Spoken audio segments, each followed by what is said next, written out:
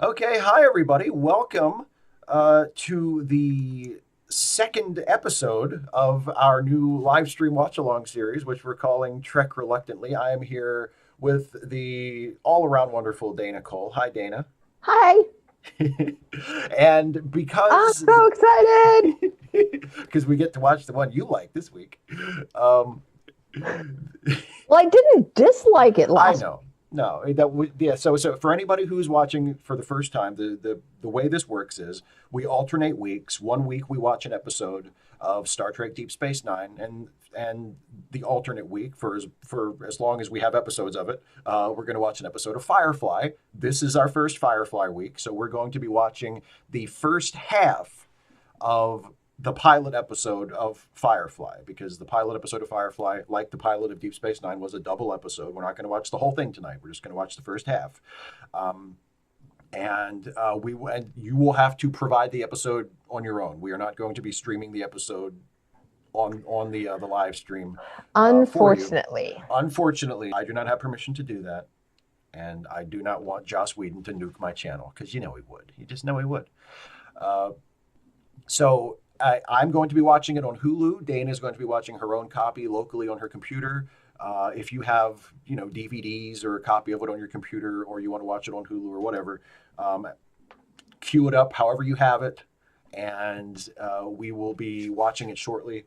And also pay attention to us as we're talking, because not only are we going to maybe occasionally say funny things while we're watching the show, but I will be giving you cues as to when to pause and unpause the show. Because when we get to a commercial break, we don't we'll talk. we'll pause it and we'll talk about it because I have not. I have seen a little bit of Firefly, but I haven't actually watched it for years, so I like literally remember almost nothing about it. So I quizzed them. um, It didn't. yeah, it took me like what 5 minutes to remember some of their names, and I think that's about as far as I Some got. of their names. It's Yeah. okay though. I believe in reassessment, Steve. This will be my reassessment for Firefly. You have to make sure you're fully prepared before you reassess, though. Yeah. Oh, of course. That's the whole point of the reassessment. For reals. So everybody watching in the whether you're watching it now live or whether you're watching the recorded version, either way, We still love this you. works.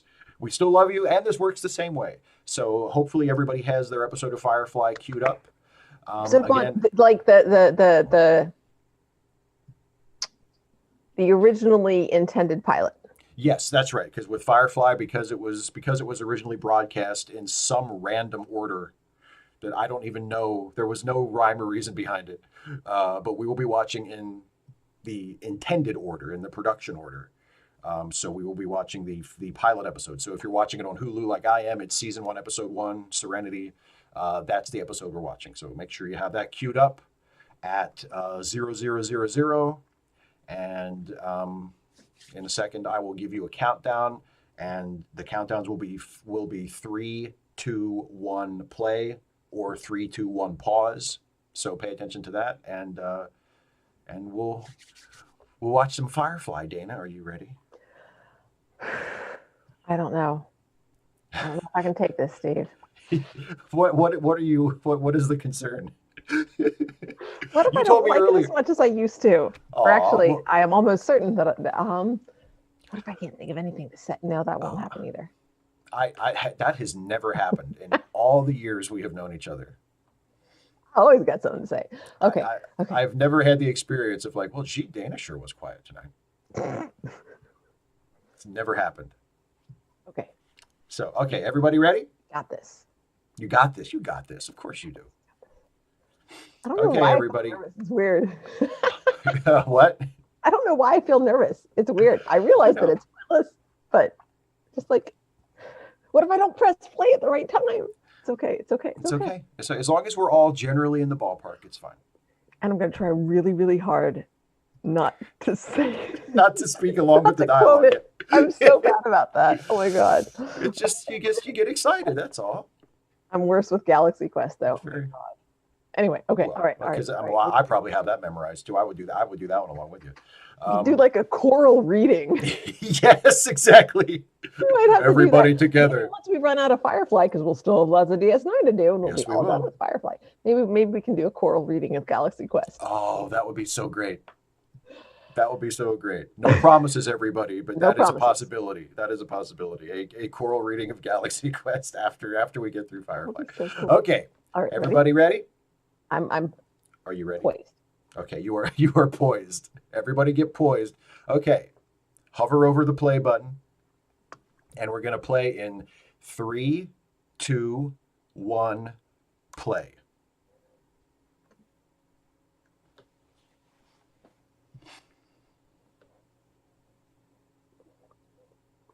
Explosions.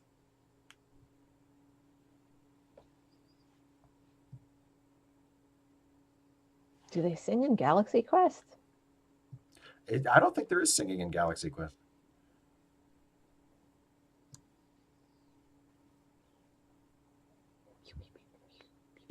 Pew pew.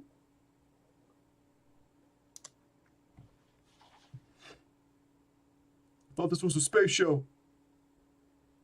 There's space up there. It's up there.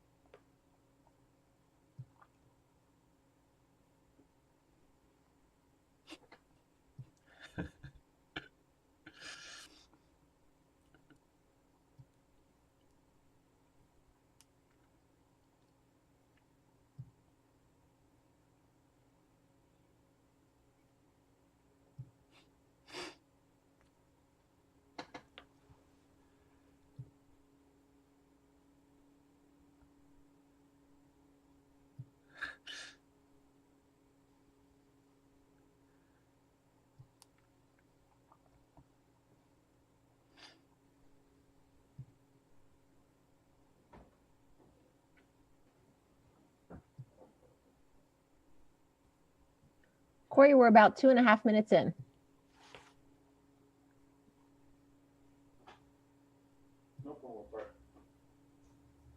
Not quite. Almost. Maybe Yeah. then.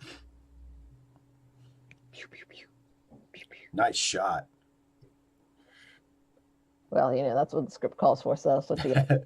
The good guys are always good shots. Ooh, dramatic music. Oh, yeah. I'm going to set that fly on fire.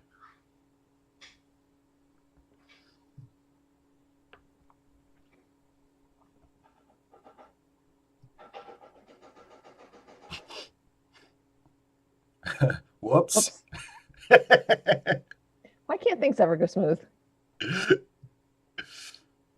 All right, so I miscalculated that slightly, but I think we're still okay. Yes, we're watching Firefly.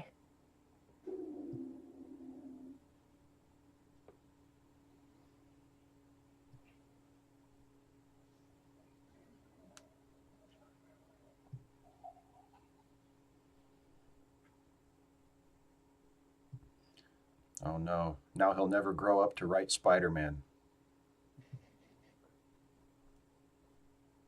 Oh no, wait, that's Bendis. Oh yeah. Bendis isn't dead yet. Oh.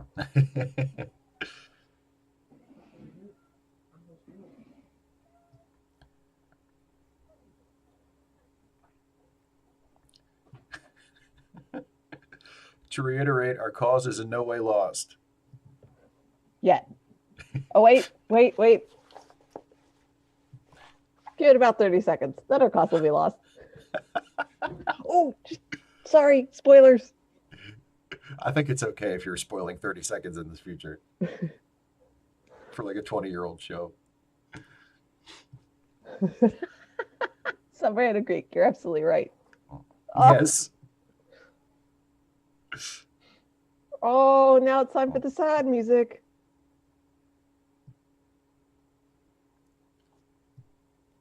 There it is. A Shokin Farewell, the Firefly version.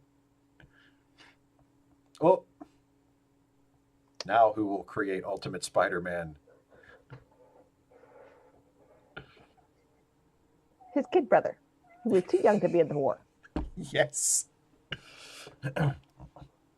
Scoop Miner. We're watching Firefly.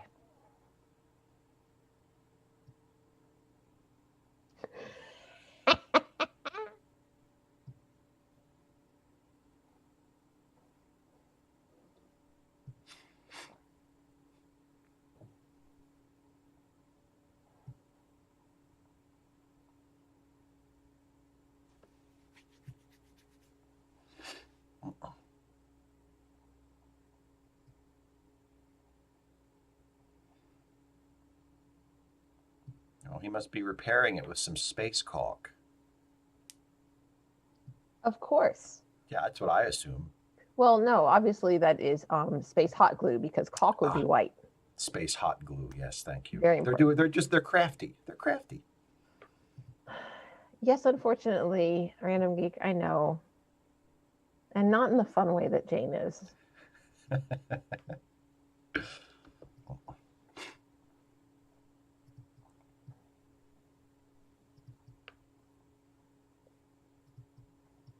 Alan Tudyk, on the other hand, is a treasure. He went to Juilliard. To do this.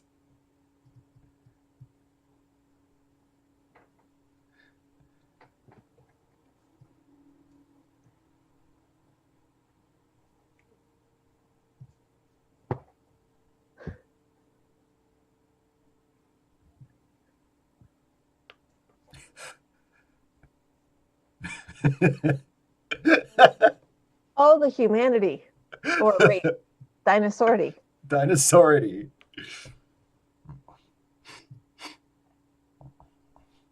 No, it's the wrong color for Cheese Whiz. It's Cheese Whiz clear.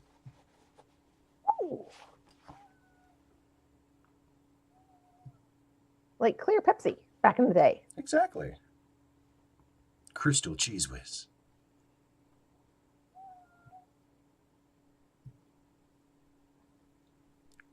Put your dinosaurs down and help us.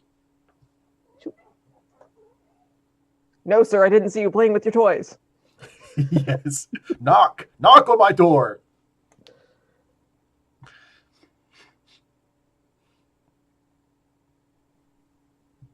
Whoopsie.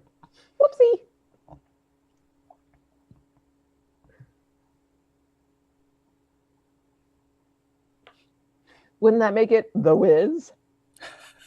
Ease on down the road. Yeah.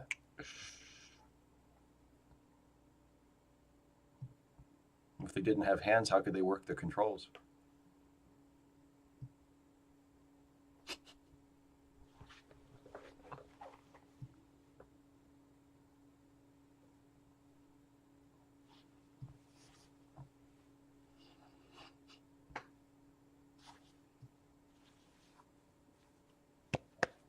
Sunburns.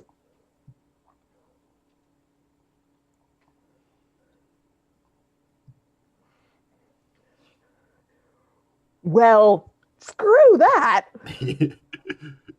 Thank you for the super chat, John. Uh-oh.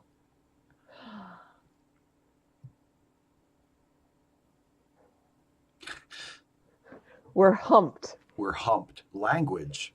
That's TV, like the guys. that ain't even the PG-13 version. That's like the PG version. Yes. We're playing it safe.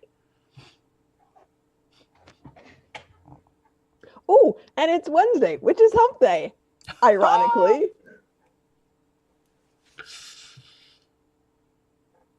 Do, do, do, do, do.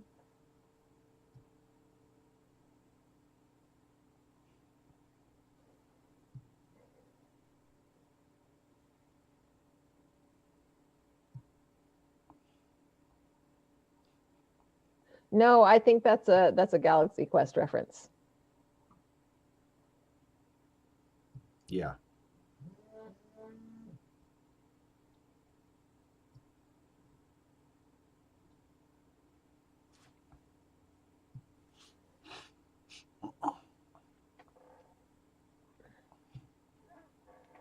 Get on.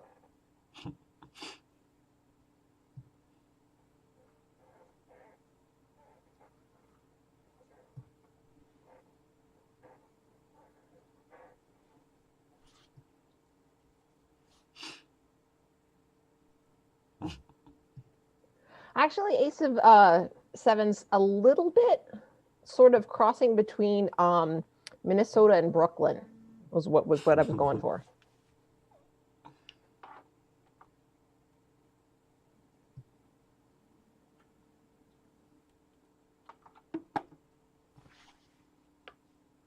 Such a responsible fellow.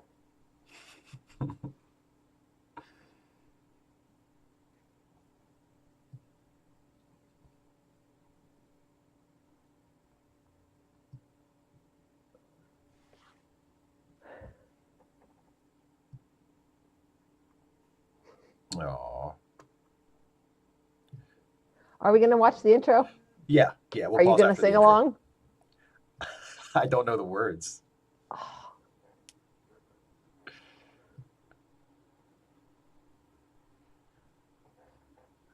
The violin. Oh wait, no. I'm sorry. It would be called a fiddle for this. Fiddle.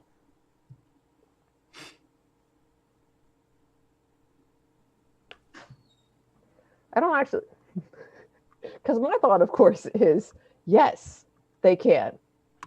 They can arrest you and put you in a hole underground, slam the door shut, and then you don't have no sky. It's all a matter of perspective. Yep. All right, everybody. 3, 2, 1, pause.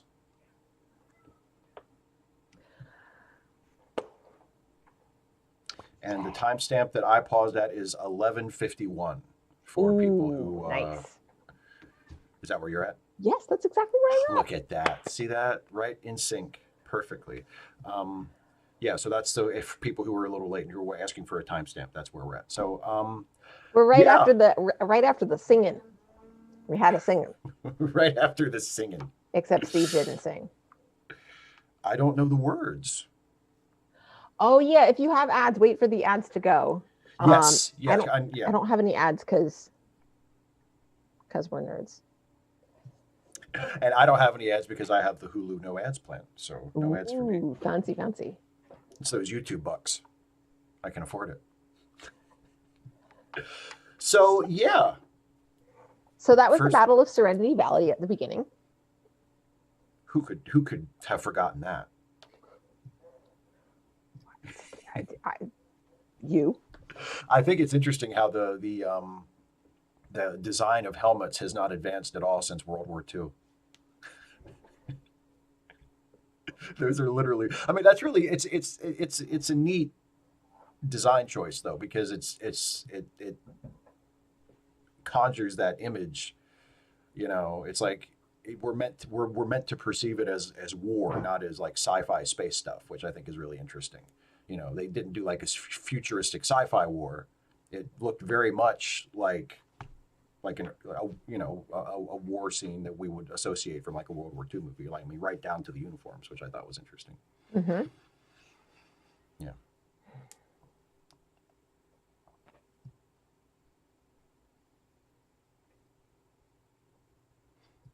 You look like you're thinking. Well, You're cooking something up. I'm trying. Well, but also I think that's it's part of our narrative as well. It's like we were the good guys in World War II, and so oh yeah. So that's yeah. So what were your thoughts on the battle? I mean, obviously, presumably you remember that, they lost. So yeah. I mean, yes. I love that. And his daughter's reaction. Okay, so first of all, yeah.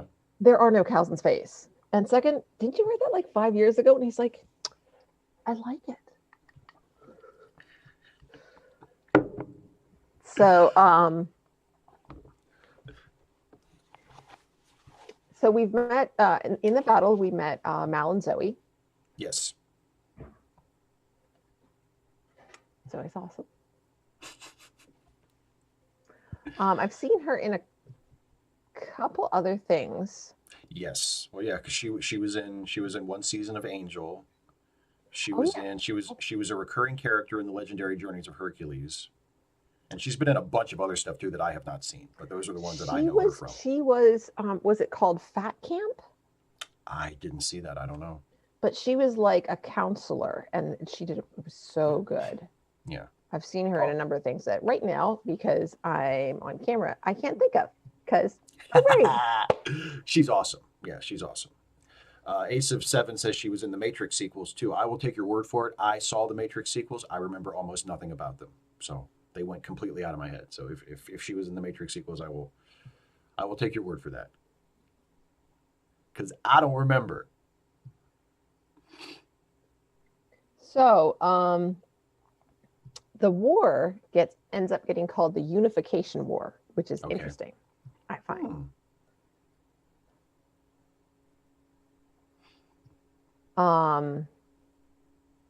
Because of course, in the States we have the Civil War, the American Civil War, right? Which down here in these parts, the War of Northern Aggression.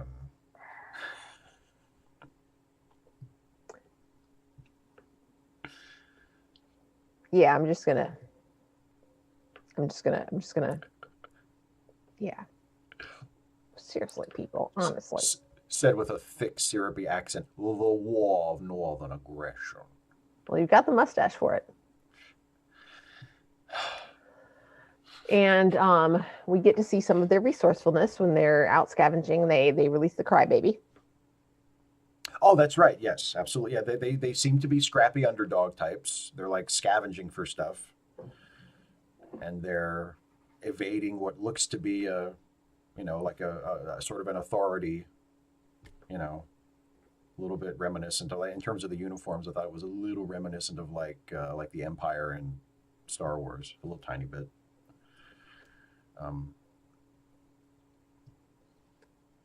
Sort of. We only really see our guys though. We do see some shots. The opposing troops are dressed very similarly.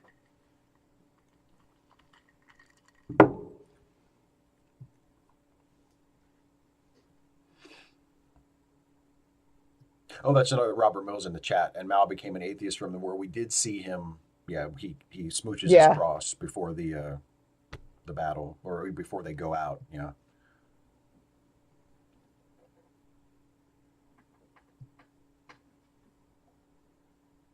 Yeah, it's a trope, David Colby, but I mean, there's. I think there's some. It's a trope because it can be true. It's not the only thing that's true, and it may. It's hard to say if that's played more than other, reasons for becoming atheistic. Yeah, it feels like it's a pretty common trope though when atheism is acknowledged in movies or TV shows at all. It is often like. Because like the other one that I think of is the Mel Gibson character in Signs, who goes from being a priest to, or not a priest, but not a Catholic priest, but like a preacher, to a non-believer, and it's basically entirely because he suffered a terrible family tragedy, and he was like, "I'm done with you, God." It feels like that's a pretty common trope. Were you ever a believer?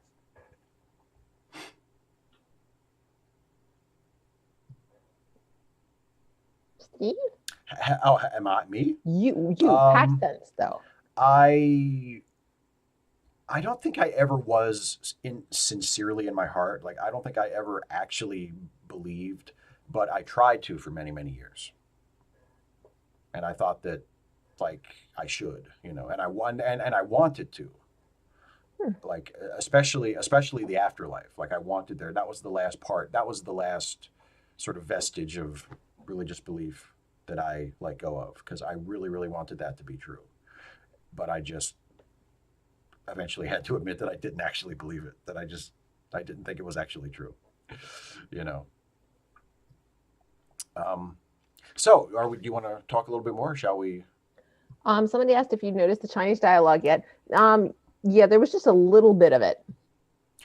Did you Yeah, I pick up didn't on really that? notice. I didn't. But I that's something that I know about the show. I remember people pointing that out. Though I guess like they use Chinese for profanity in it instead of Yeah, it's English. and I've heard. I mean, I wouldn't know, but I've heard that they mangle it. They, Go figure. so and it's interesting because I mean, I don't know Chinese, but I don't know. I mean, it's interesting to think about the different ways that different languages work and how they sound. So Yeah, it Jonathan, is. I I mean, missed the French. Was it already there? right? Because you would recognize the French. Yeah, and I think Wash has some Chinese when he's cousin. I didn't. I do want to talk about names, but not until we make because I think the names are very significant. Okay. When we get acquainted with a few more characters, perhaps. Yeah. Well, and of Okay. course also the fact that he calls the ship Serenity. I mean, Right. Right. After the Serenity Valley. yeah. Yeah. Yeah.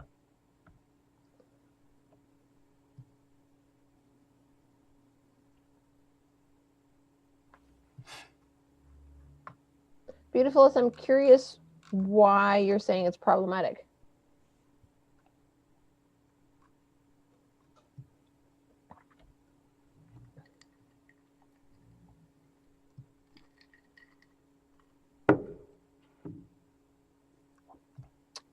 Dun, dun, dun, dun, dun. Well, I guess we can get back to that because Yeah. of the lag time. So, you ready? Are we ready Yes, to go I back? am. Everybody ready? Okay, and once again, the timestamp that I am on is 11:51. Mm-hmm. So everybody get close to that or right on that if you can, and we will go back and watch some more of the episode in Woohoo! 3, 2, 1, play.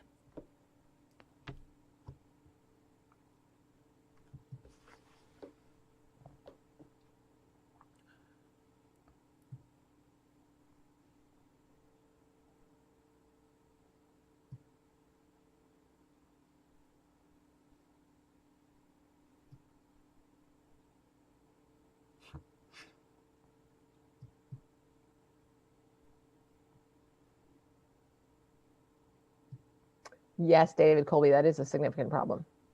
Well,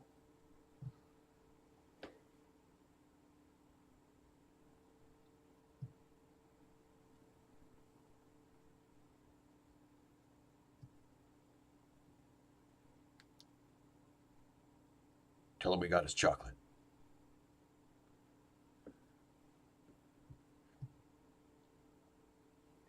he is a terrible liar.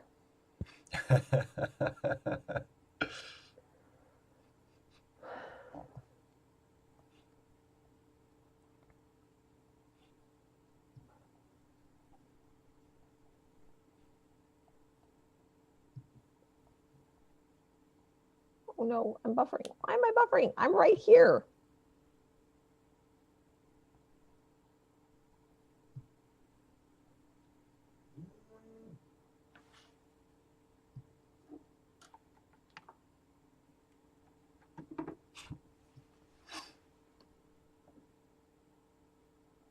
No, What?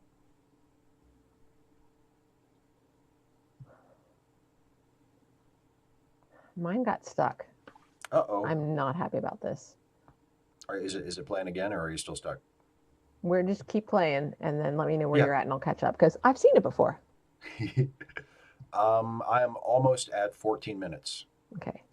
13:55, 56, Okay. 57, 58, 59, 14 minutes.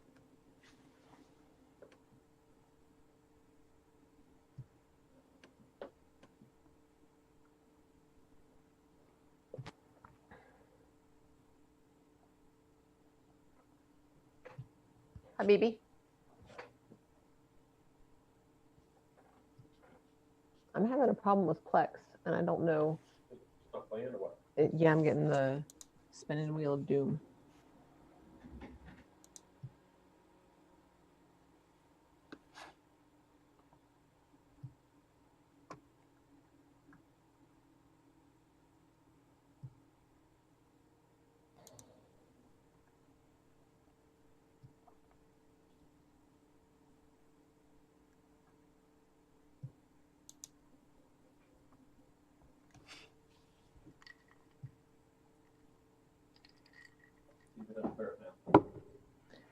Yeah. Dr. Miss.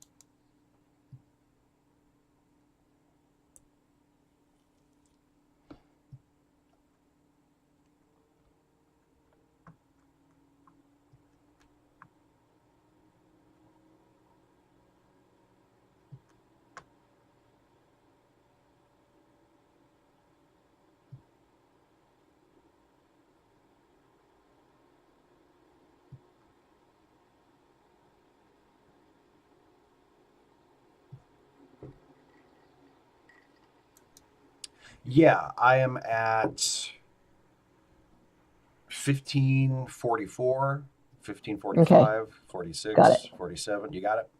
Okay. Yay! Woohoo!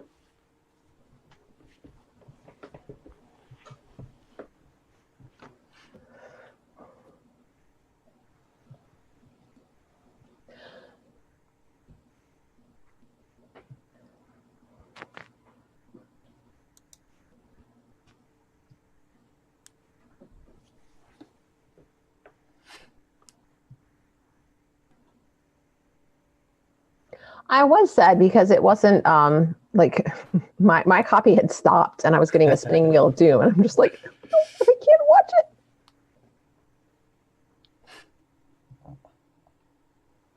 But I got it.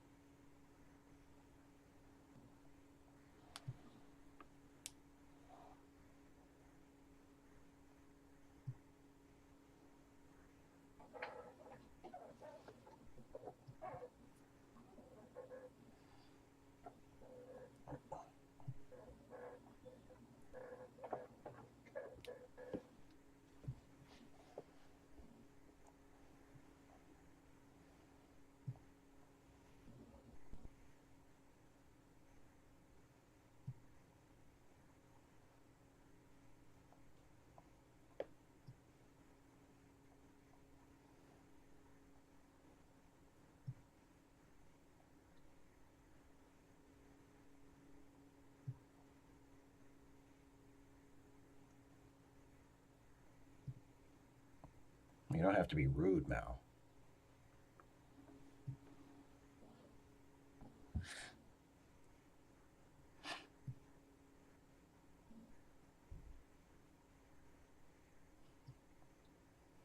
There's some of that Chinese.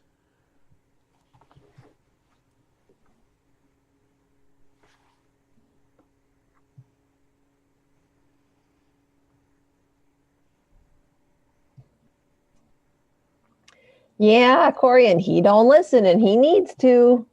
Him got him priorities all messed up.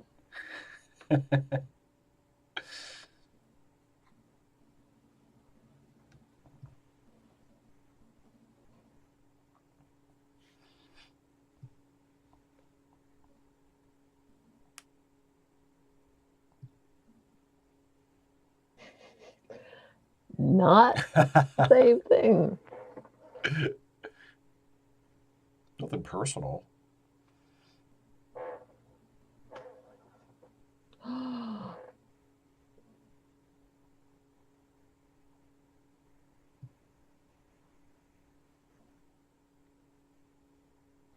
Jeff, it's hard to say because they had a lot of things that break.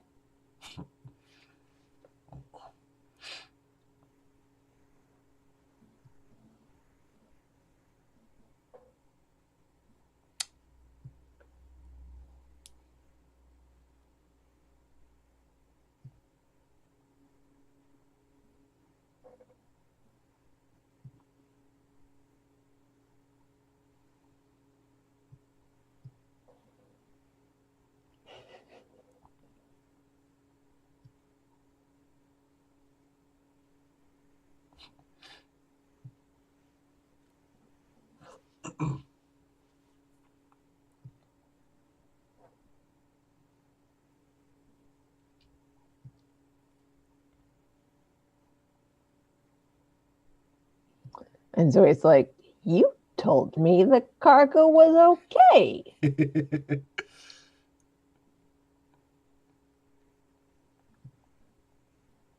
Well, this time anyway.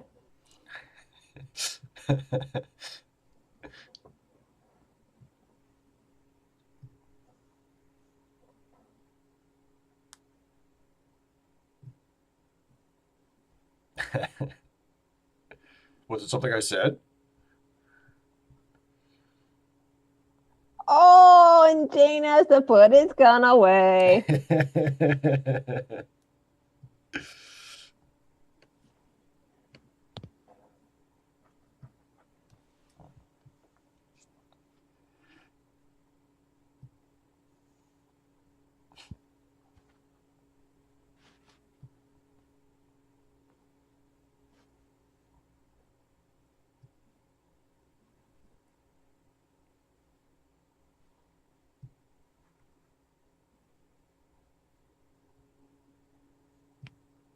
He's always an asshole, and he's so good at it.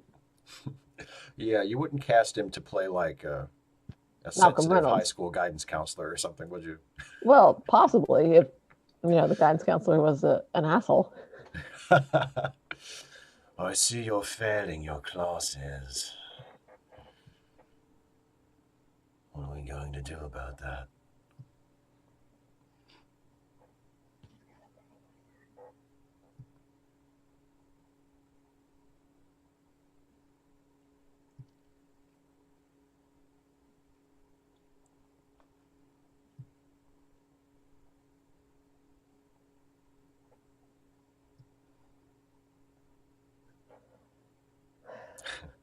I got a feeling.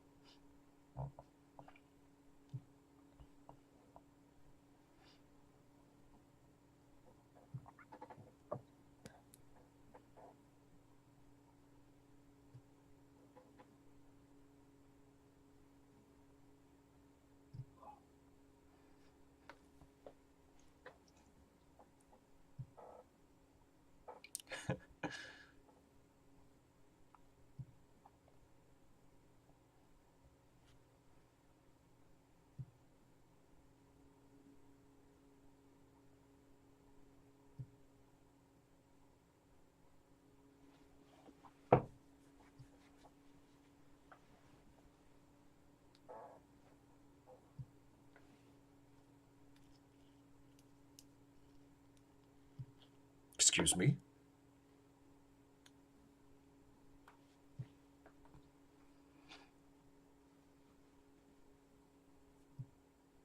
It'll be a little bit before we get to my favorite.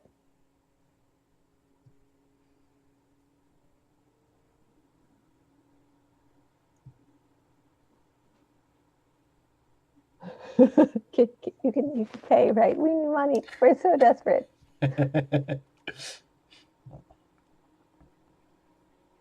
I can only pay you an exposure. Or, apparently lots of cash.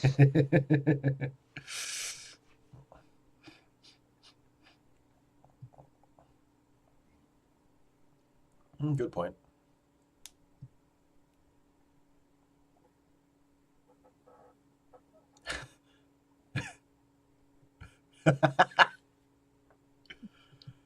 Jane Cobb trying to do math. Uh-oh. I don't have enough nothing fingers.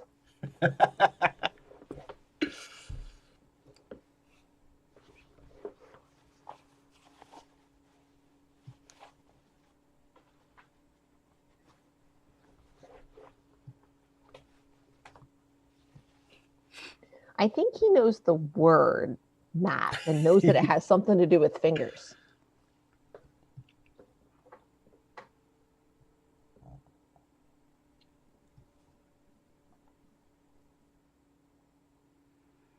Or the space, you know what I'm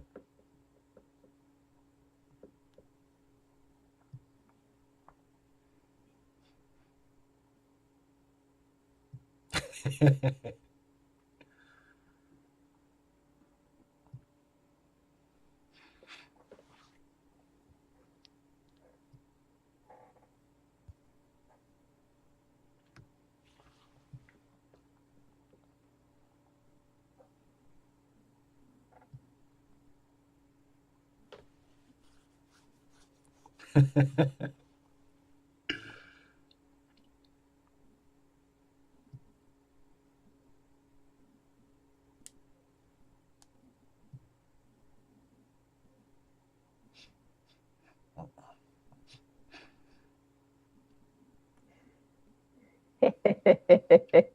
Don't say that.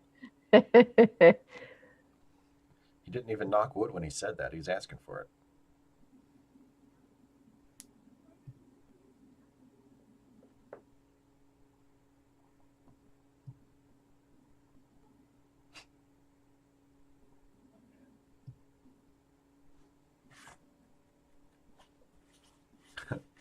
It's the red shades. Do good guys ever wear sunglasses that color?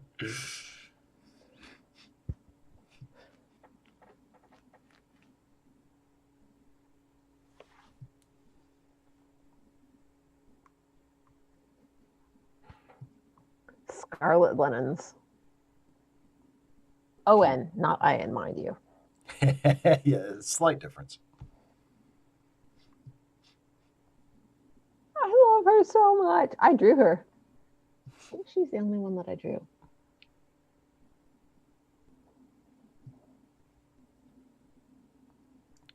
Whatever.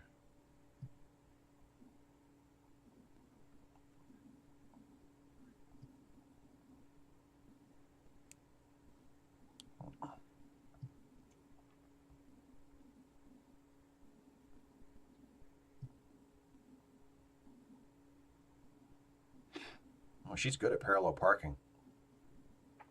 She's good at everything she does.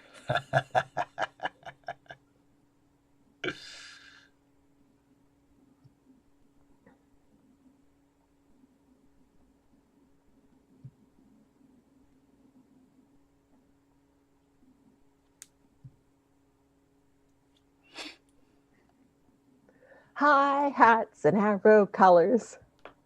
Dun dun dun. 3, 2, 1, pause. And I am at 27:39 for people who need a timestamp. 27:39.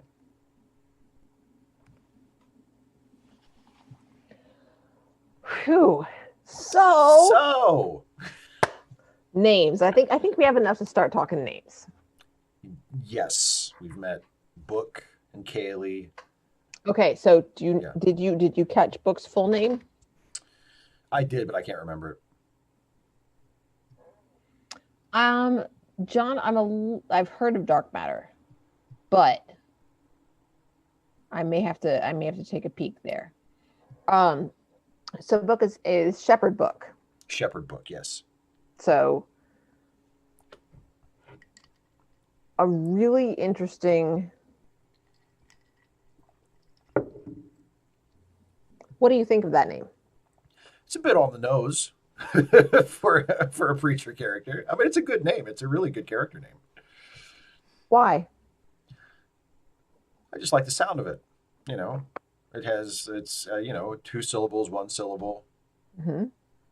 It's easy to remember, especially and I mean, Book is it's just it's a solid character name. I mean, I presume when I get to know him a little better, I'll see how fitting it is for him. Although again, like in terms of him just being like a sort of a religious character, I guess. As Shepherd Book. Coy points out, the shepherd is a title. Okay, well, whatever. Book is the name he gives. Yes, yes. He says, "Call me Book." Yeah.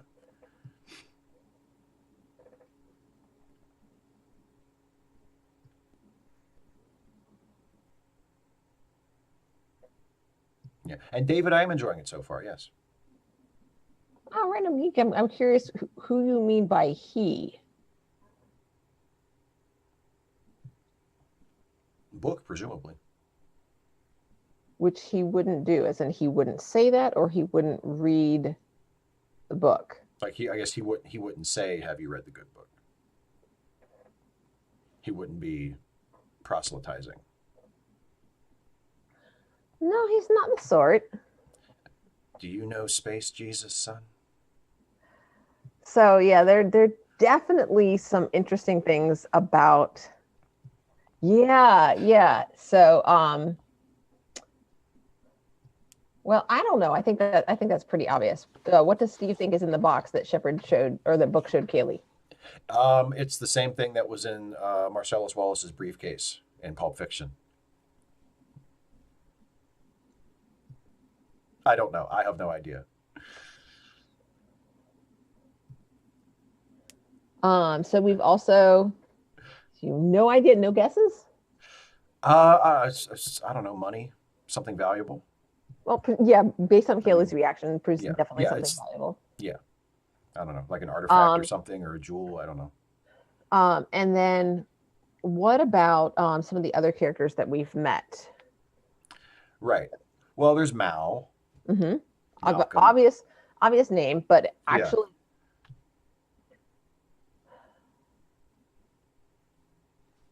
huh? But it's short for Malcolm. Yes. And again, really good character name, Malcolm Reynolds. Really good character name. Yeah, just Yeah. it flows well. Yeah. Um, First of all, John Burns, I disagree. If they were strawberries, we would have, she would have lit up more. And second, there's no indication. I mean, I guess you could say it's in the future and there's enough insulation there to keep them fresh, but no, I'm not calling that strawberries. And it's interesting because, gosh, Malcolm Reynolds, Mal is very obvious an authorial choice, Oh, given sure. the connotations of the name. But that one doesn't strike me as overly coincidental the way having book's name be Book does. Hmm. So Yeah. Oh, book sounds much more like, well, like I said, it sounds all in the nose for a character that is like from a religious order, I Shepherd know, book, but right? I know more about the character than you do. I know a lot more about the character than you I, do. I bet you do because I know Yeah. almost nothing about So, him. Yeah. okay. So then we also have Wash, of course, Wash. Yes. who interestingly does, that just seems to be a name. Like he doesn't seem particularly fastidious nor Right. grubby. It's just, that's just his name. It's just his name. It's just his name. No, yes, fresh produce would absolutely be a big deal, and the fact that you mentioned strawberries tells me that you know that it's a big deal for Kaylee, which is why I said those are not strawberries, because if they had been, she would have flipped out more. We would have gotten a stronger reaction from her, because we find out later that Kaylee doesn't, that they don't get fresh produce very often, and that Kaylee really likes strawberries in particular. Spoiler. That's not a spoiler. That Why? is, Why even watch it now? excuse you, you can just like leave. Like, I'll just do this for you. I'll hang out with You the would, wouldn't viewers. you? I You totally would. wouldn't you? But yeah, Robert, absolutely. Jane with the over manliness and the Yeah. toxic masculinity, very much so. Yeah. Boy Named Sue is a really good Hmm. reference to make to that for sure. Yeah. And Washburn, yeah, that's it's interesting because I mean Washburn seems like it could have been the name for Simon. It seems very fastidious, but of course, you shorten it to Wash, then Right. it takes it less seriously. Yeah. And And then there's Simon, and then there's Simon. which with glasses like that, I think he has to be called Simon. I think that's sort of a rule. When you As have in, like you wouldn't hit a man with glasses. when you have circular sunglasses, and like your name has to be Simon. I was thinking more like somebody who's used to, um, used to giving orders or having servants. Simon Says.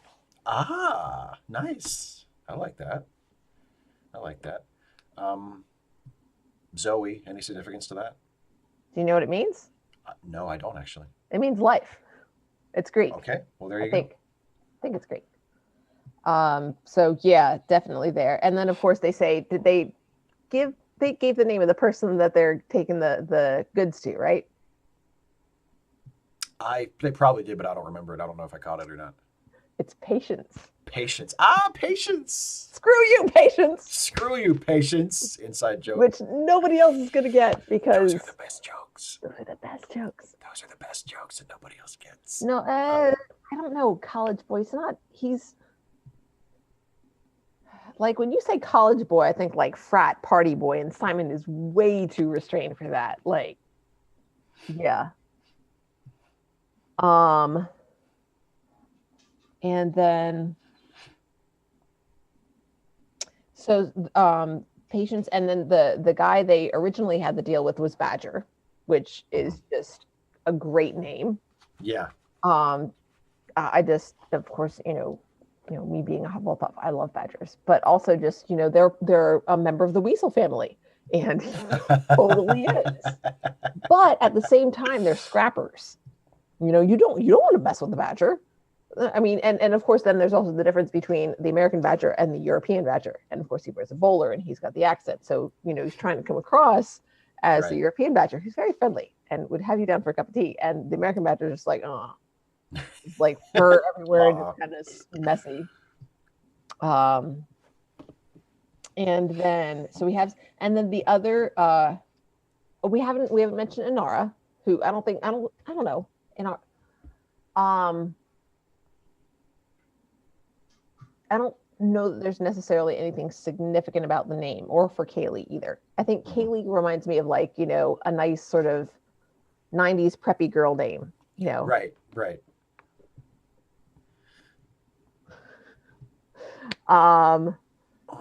Yeah, very much don't care. Patrick's like, yeah, your goods are marked. I'm not taking them. Sorry about the deal. You screwed up. Actually, no, I'm not even sorry. I'm not sorry. Yeah, and I am kind of sorry because I wanted the goods, but I wanted them without, attention from the authorities. So, ta-ta.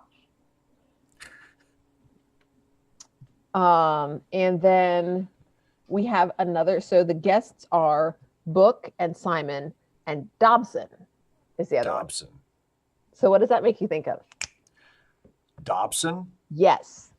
I mean, it makes me think of James Dobson, the horrible human being who founded Focus on the Family. I didn't even think about that. But no, what does it make you think? It sounded to me like Hobson's Choice. Ah, Dobson. But they went with Dobson. Inara's a governess? Inara's a governess? I mean, I guess somebody could hire her to be a governess.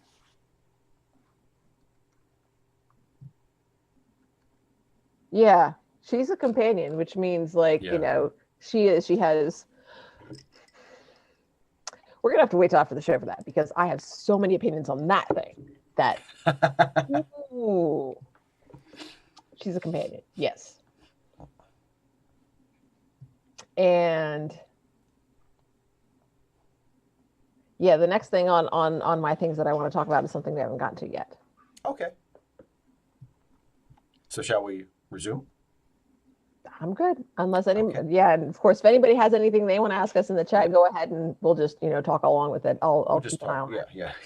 Okay, I'll so talk over the show because I've seen it before, but you don't get to say anything, Steve. You need to pay attention. I'm paying attention for the most part. Robert, no, I'm going to disagree. There is some of that there, but a companion goes beyond. Geisha's just an entertainer, and there's more to it than that, or theoretically, given the framework that the show supposedly gives it. There's like, I mean, yeah, I'll talk about that at the end. Okay. So just a reminder to everybody who's watching along, which hopefully is everybody who's watching. Yay! This makes no sense at all. We're at time. They just know the show so well That's that true. They're like, okay, they've just left Persephone and they're going to head off to deal with Patience next. True.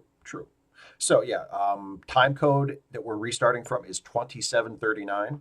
So either get ready. So either get ready to push play or just sync up your your memory of the episode if you know it that well to 2739. Everybody get ready. And 3, 2, 1, play.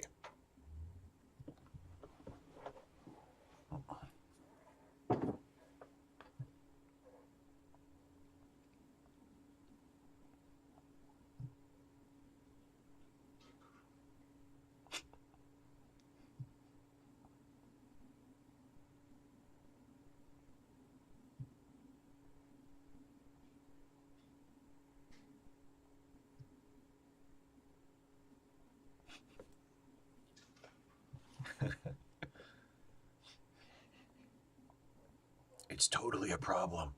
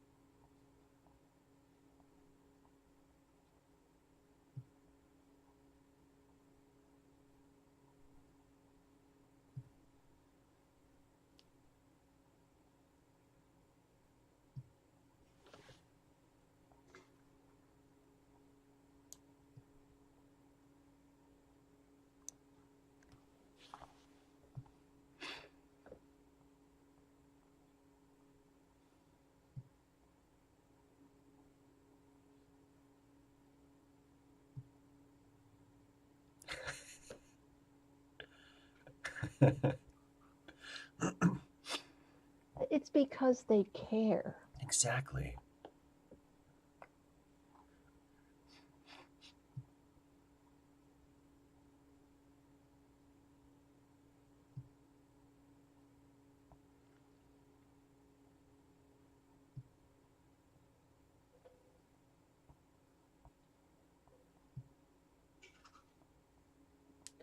Was it this early?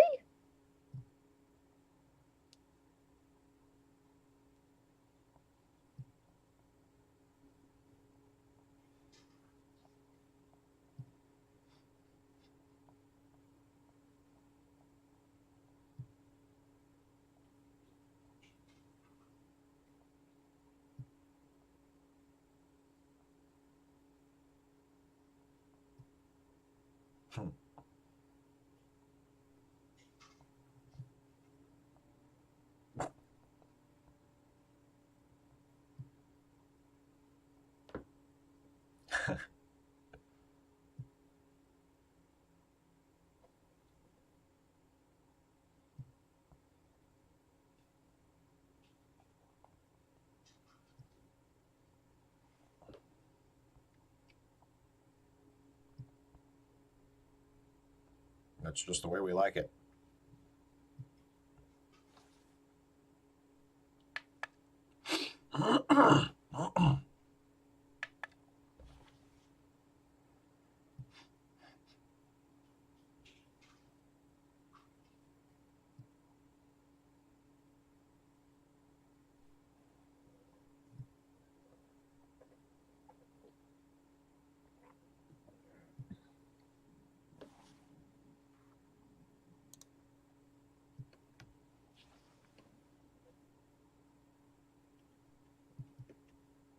So it was okay.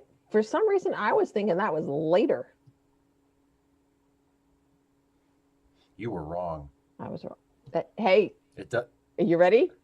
Oh, everybody, pay attention. Although, Steve, you didn't say it, so I'm not going to I say wasn't right, but I, everybody, when I'm wrong, I admit it, and I was wrong.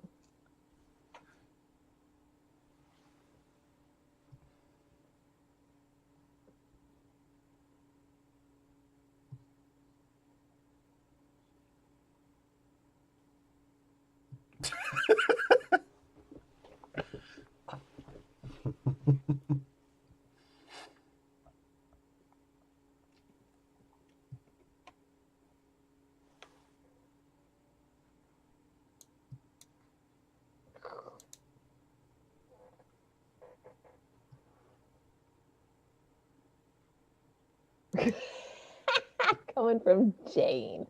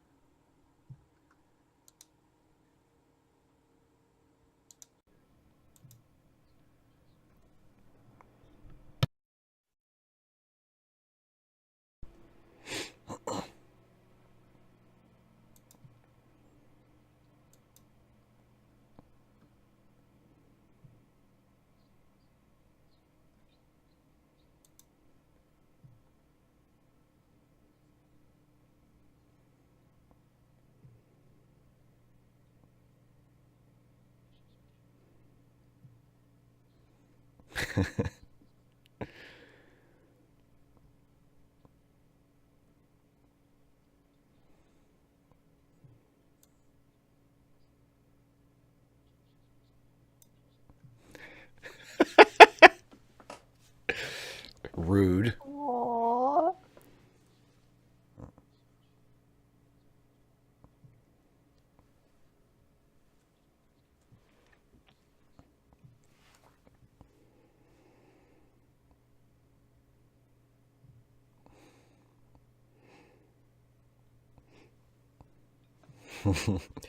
You are shunned.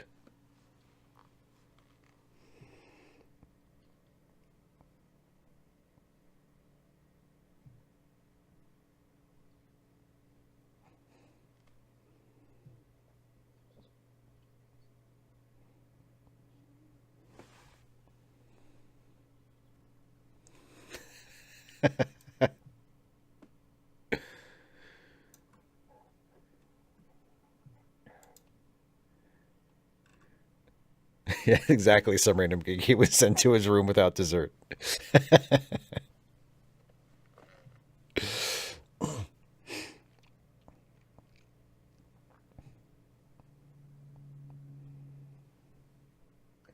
Oh my friggin' god.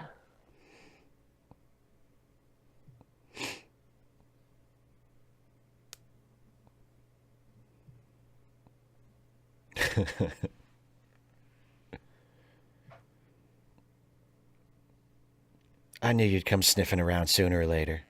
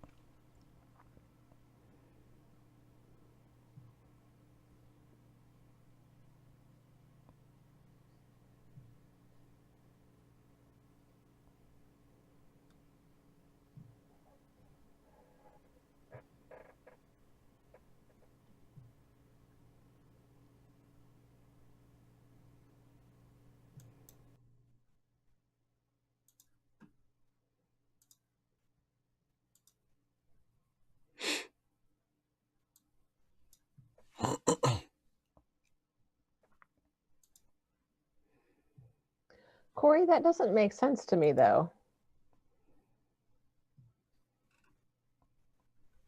I mean, she's done. She'd left.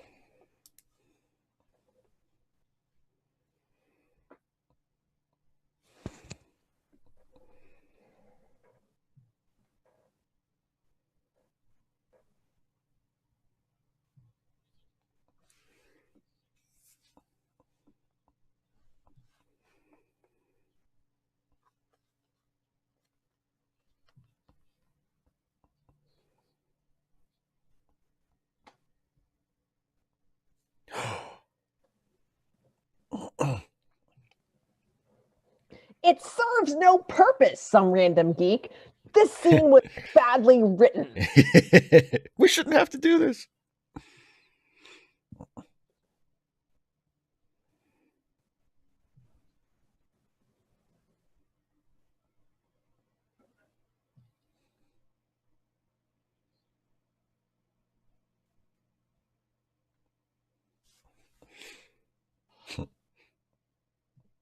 Oh, cool. I get to shoot you?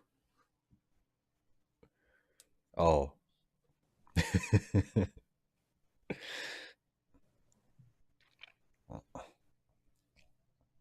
Oh, it's so funny.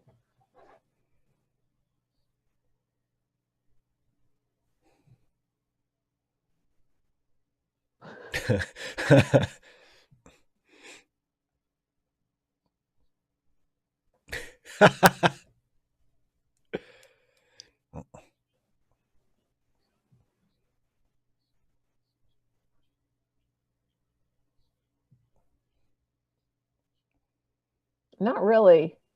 I mean, Only one guy got the gun. Yeah, it's not a Mexican standoff.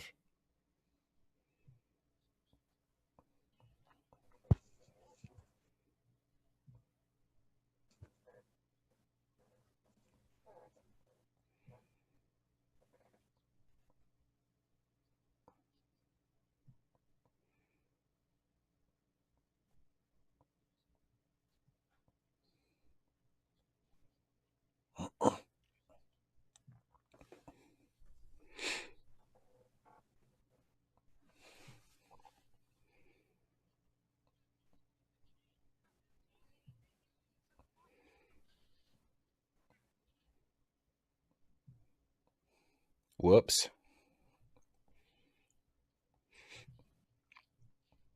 Yeah.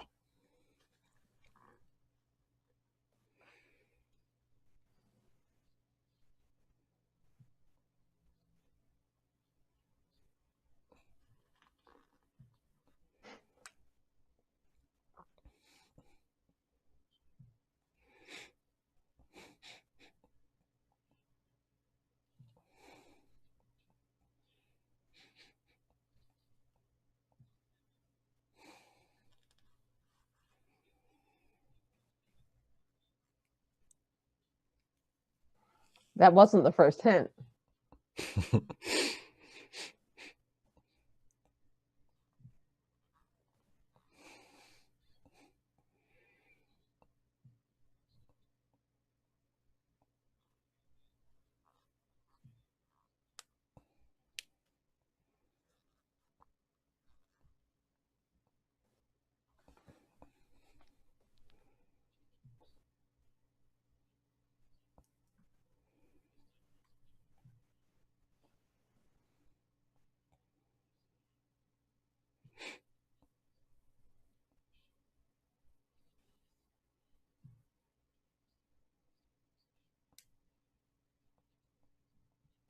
Aw, opinions, that's so sweet.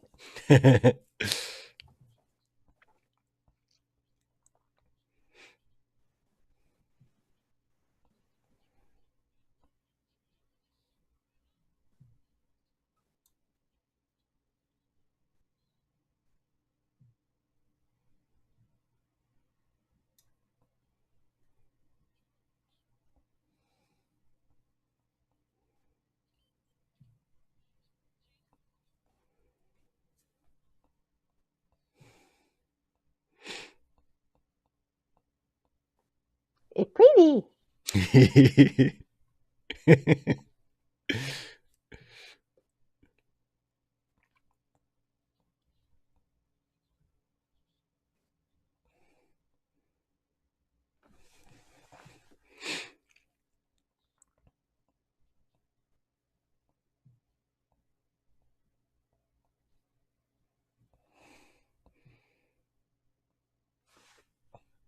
Okay, 3, 2, 1, pause. We are at 4142 as a time Right. code. And actually, how much further do you want to go in? Because we're a little bit less than halfway through. Did you want to watch through the next segment and then call it a night, or did you I want to? think the next segment is I'll know when the episode ends. Okay, okay, okay. So Um, now things are getting interesting. yeah. So what are your thoughts? I actually don't have I wasn't sure where the break was going to be. Right. Because my next question was who's the Fed? Okay, so Corey, Right.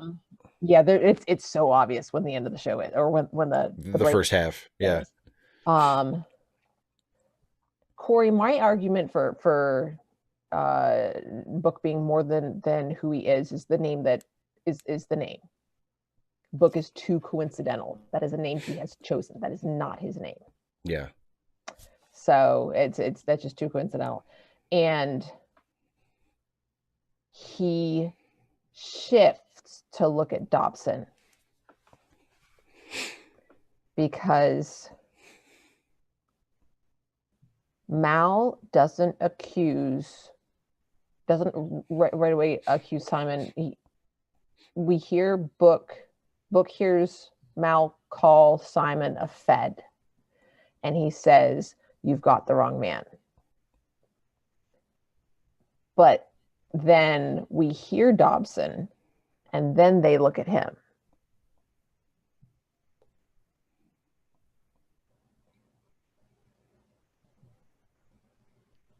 Progressive Rocks, I did not know that. That's pretty cool. Yeah, I recognize the actor who plays Dobson. I couldn't quite place him in Buffy and Angel, but I've seen him in stuff before for sure. Yeah. And you're right. He does have a type. He does have a goofy guy who turns out to be evil is his type for sure. So, and then Robert, absolutely, I agree about Jane. Jane's a wonderful character.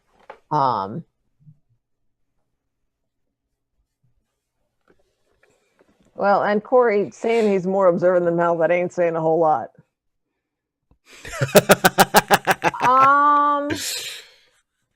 Well, if it's just a theory, okay, because we actually do get book's story, but it's actually a post movie. There's a graphic novel.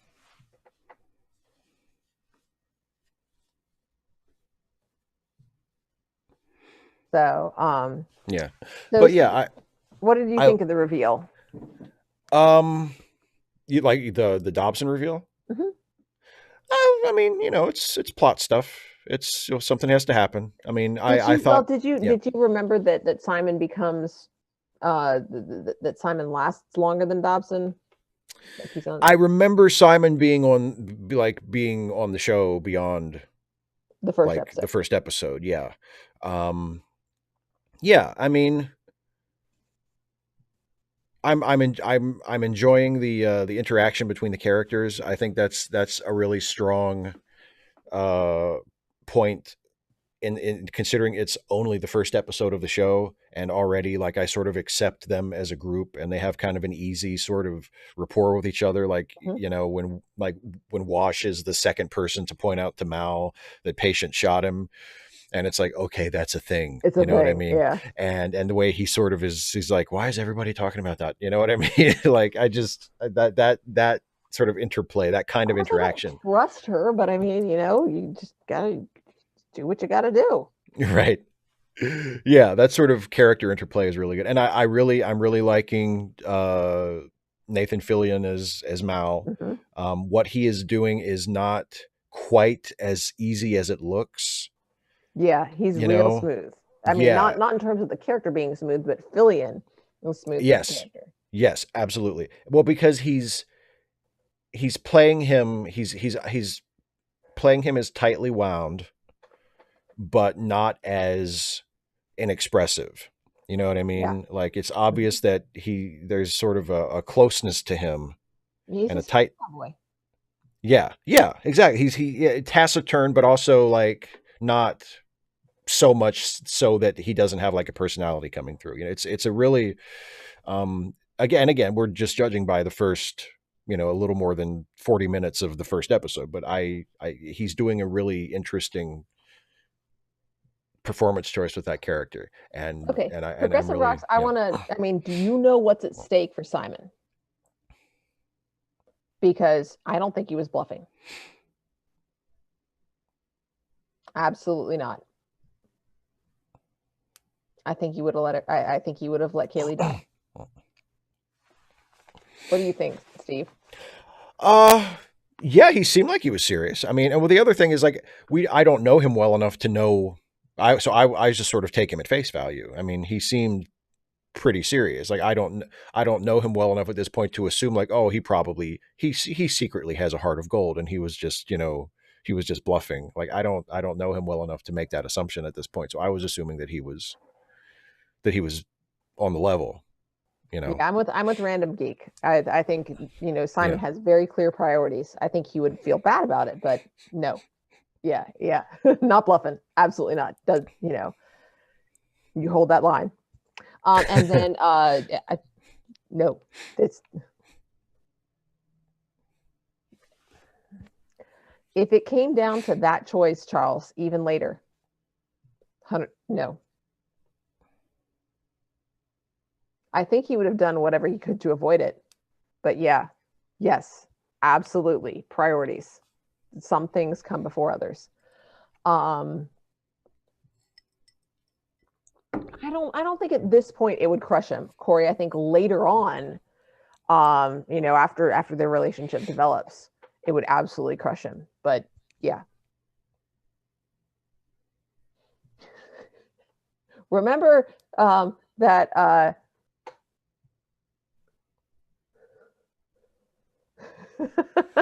spoiler. So what else? Shoot, there was something else I was going to ask about. Well, I guess if it's important, I'll think of it later. If you think of it, we can mention it. No, it was the PTSD thing. When Inara tells Mal to turn the ship around, he's like, "Don't you tell me what to do." I'm like, first of all, somebody needs to, but yeah, the PTSD, with him, not wanting to be boxed in, not wanting to be ordered around is right. Yeah. Well, and I kind of just took that as, like Captain with a little bit of a chip on his shoulder, and it sort of there were a couple lines that sort of hint at character history that we don't really know yet, What do you mean? Like between Mal and Inara, like the sort of low key hostility that they have, like him calling her a whore, and then that moment that you just described where, he's like, I don't take orders from you. Like it sort of hints that there's, that they had that I thought he said, "Don't tell me what to do." Whatever. Yeah. Don't tell me what to do. Yeah. But I mean that's different from, he doesn't want anyone telling him what to do, is how I read that. Not yeah, maybe you're right. Specifically him and her. Yeah. Yeah, Matthew, he's if he's a trauma surgeon, I mean, sometimes they ain't gonna make it. Doesn't matter how good you are. So friction. No, Random Geek, I think there is no friction between them. That's part of the problem. There's a double meaning in that. Gasp. Double entendre. Okay. So shall we? We shall. I'm ready. Okay. You're ready? Yeah. Okay, is everybody ready? Again, we're unpausing. Harry. Absolutely not. It's better. We're unpausing from 4142 is the time code, by the way. I don't know if I mentioned that, but 4142. So everybody get ready. We're going to play one more segment and then we'll wrap this up for the week. And then we'll talk about it some more. Playing in 3, 2, 1, play.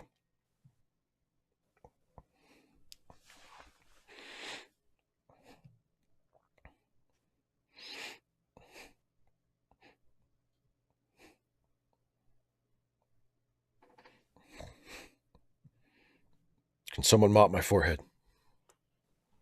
Hey there, Ultra Trekkie. Hey there, Ultra Trekkie.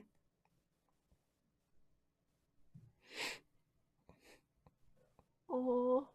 Jane, go lay down.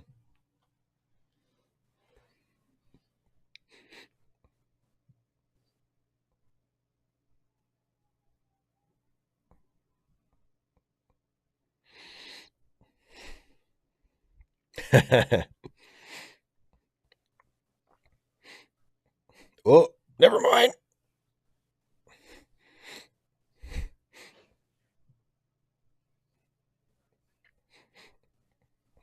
Oh, wait. Pause in 3, 2, 1, pause. Steve? Okay, yeah. What's in the box? Well, I know because I remember. Okay, so you remember that. Yeah, I remember. You didn't mention that before. I remember that. I remember that part. All right. Unpausing then in 3, 2, 1, play. Because I had that. That was like my last question. Actually, it's my next to last question. Ooh.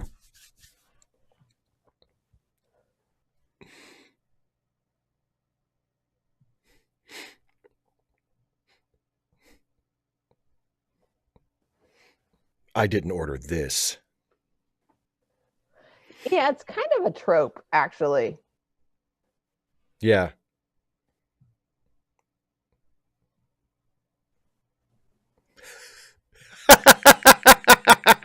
And Okay. stop. 3, 2, 1, pause. It doesn't matter because we're coming back to it next or 2 weeks from now. So okay. There's a lady in the box. Imagine that. Yeah, And she, okay. So that's all we're gonna watch this time because it's a double episode. But yeah, so that's the first half of the first episode of Firefly, everybody. all right. So, yeah,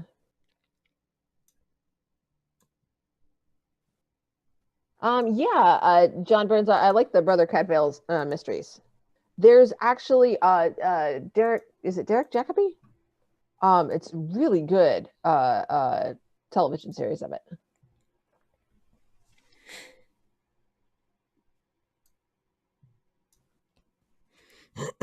Yeah, Shane Markle. Yeah, that was a trope in an episode of TNG as well.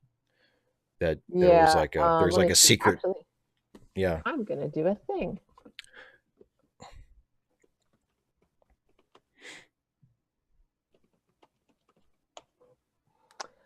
So Steve, what I Yeah. want, so obviously Yeah. you Yes. remembered that, I remembered that. Yeah. Yeah.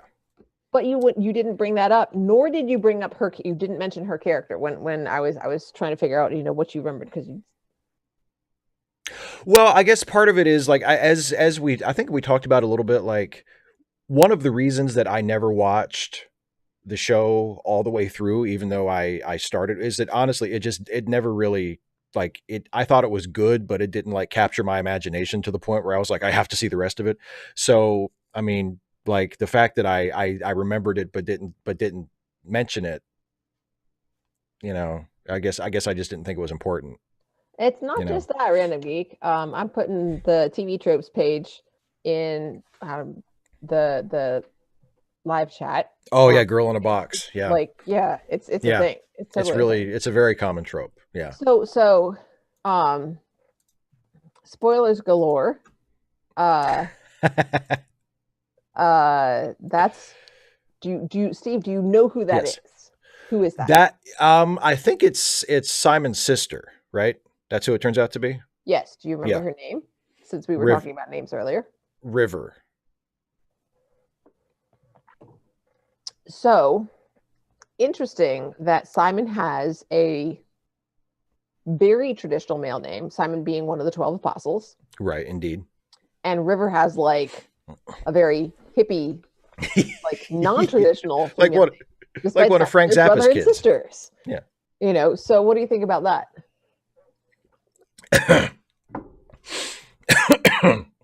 I don't know. Like maybe pardon me.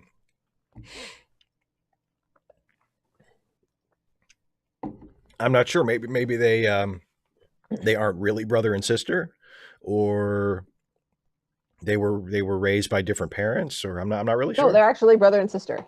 Okay. So I don't. yeah. So it's just I just that's something that I find interesting. And it, makes, did one of the parents get to name one of them and then the other one got to name the other one? Or That was the deal. That was the or, deal. It's just, of course, metaphorically a river being something that's always changing. There's Right. fluidity to it, motion, strength, all sorts of stuff. Very, very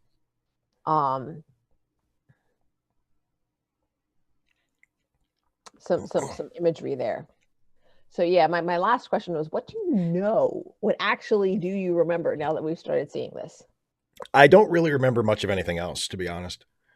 Well, you said that before, and then you're like, oh yeah, I know what's in the crate.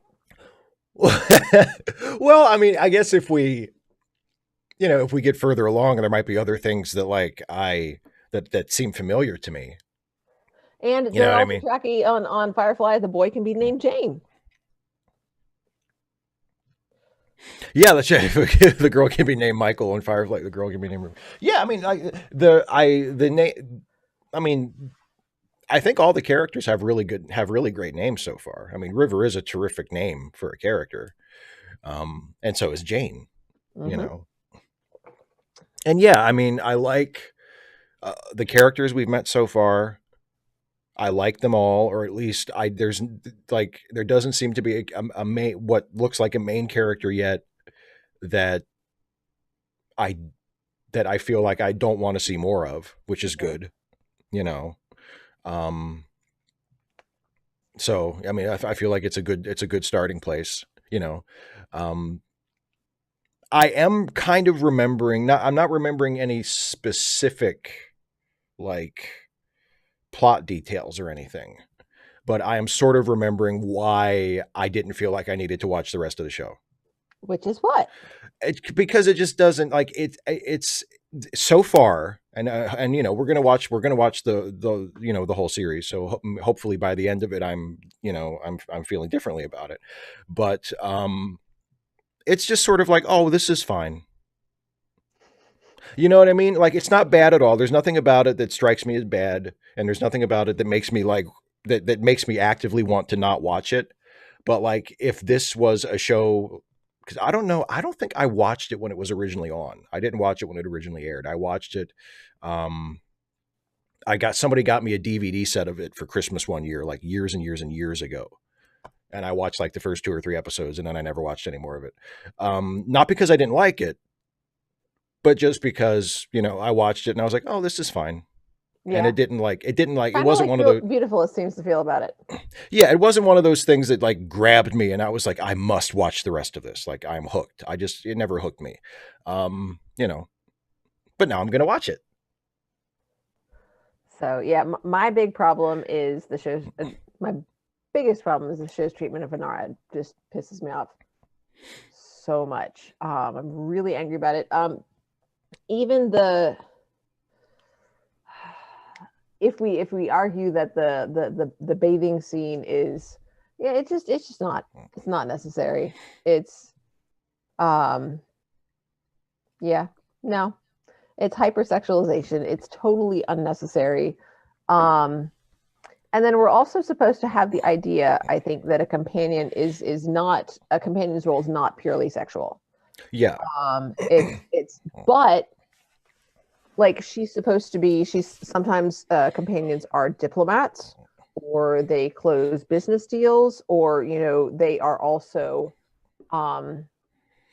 I don't think it ever alludes to it, but you get the idea that some of them could take on assassinations, or they're essentially like spies, and they can do, you know, they're mercs. They can do just about anything, but um, they are.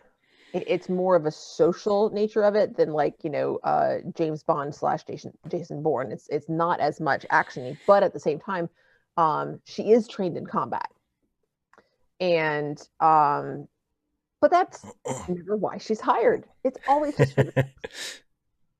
And I mean, not that Marina Baccarin is not just like, and I'm sorry if I'm muddling her name. I only ever see it in like text. I think you got it. I think that's how it's pronounced. It's it's so. I mean, she's gorgeous, but like that's all. I mean, that's all they let her be. Yeah. And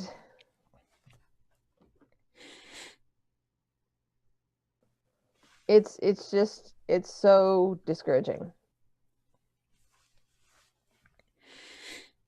I just